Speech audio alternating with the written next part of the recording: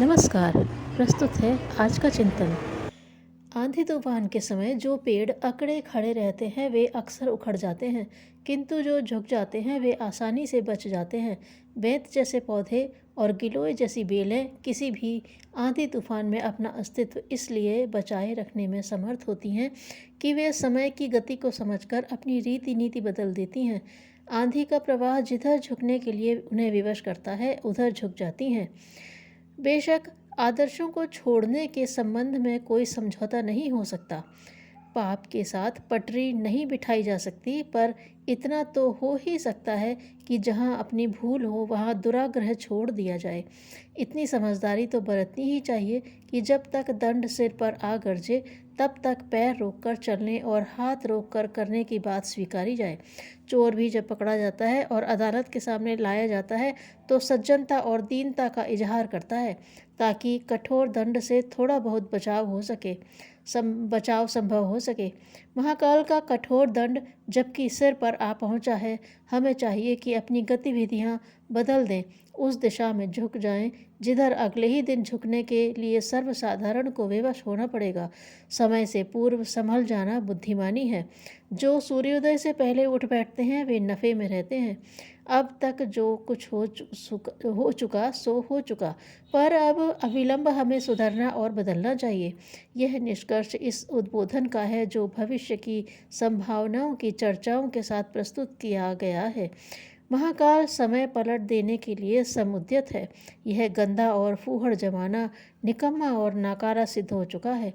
जिस दिशा में हम चल रहे हैं वह दिन दिन अधिकाधिक संकट उत्पन्न करती चली आई है और अब सर्वनाश की संभावना सामने आ खड़ी हुई है।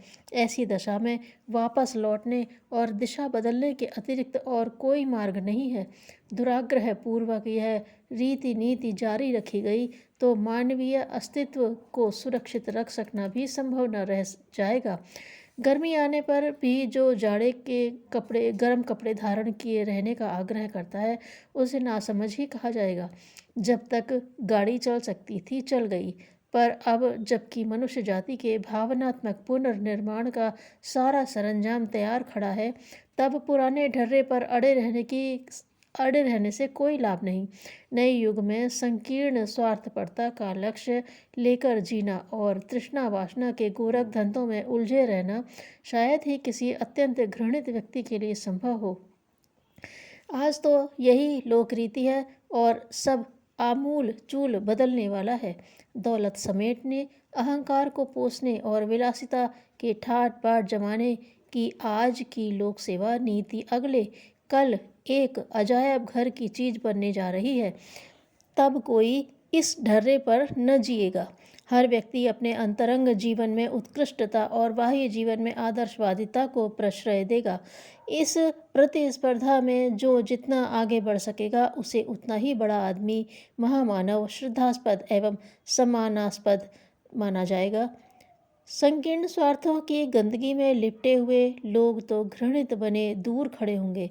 तब राई रत्ती दान पुण्य या कुछ कर्म कांड पूरा करके कोई मुक्ति के सपने न देखेगा, वरन जीवन को सांगो पांग रूप से उत्कृष्ट बनाने की जीवन साधना द्वारा ही आत्म कल्याण की मंजिल पार किया करेंगे।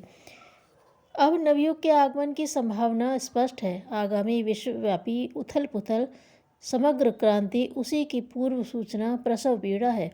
अच्छा हो ईश्वर की इच्छा में अपनी इच्छा मिलाकर हम चलें।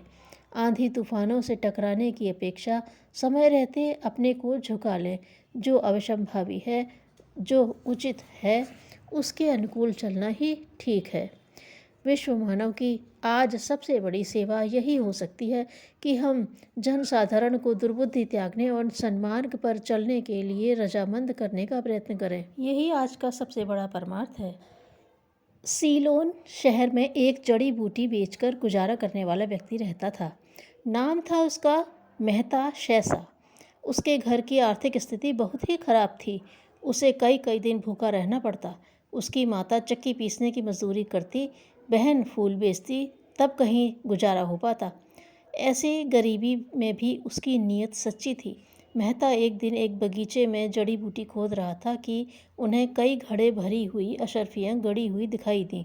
उनके मन में दूसरे की चीज़ पर जला भी लालच न आया और मिट्टी से ज्यों का त्यों ढक कर बगीचे के मालिक के पास पहुँचे और उसे अशर्फियाँ गड़ी होने की सूचना दी। बगीचे के मालिक लरोटा की आर्थिक स्थिति भी बहुत खराब हो चली थी। कर्जदार उसे तंग किया करते थे। इतना धन पाकर उसकी खुशी का ठिकाना न रहा। सूचना देने वाले जैसा शैसा को उसने 400 अशर्फियाँ पुरस्कार में देनी चाही, पर उसने उन्हें लेने से इनकार कर दिया और कहा, इसमें पुरस्कार लेने जैसी कोई बात नहीं, मैंने तो अपना कर्तव्य मात्र पूरा किया है। बहुत दिन बाद लरोटा ने अपनी बहन की शादी शैसा से कर दी और दहेज में कुछ धन देना चाहा। शैसा ने वह भी नहीं लिया और मेहनत मजदूरी करके दिन गुजारे। धन्यवाद।